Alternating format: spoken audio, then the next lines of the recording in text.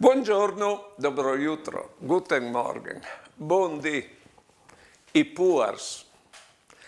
Guai che non fossin i puars. Alven lì sulla parte, con la borsa, a proponiti di comprare robis che tu hai già, necessaris o non necessaris. Non ti fai venire la conclusione che tu sei sicuro, che tu hai detto, c'è il covente e anche c'è il covente.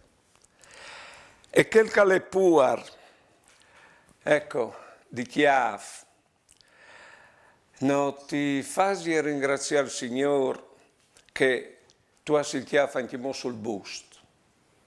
Vedeso, a nos fazem innervosire sia che i puars lì sulla parte, sia che i puars al chiave.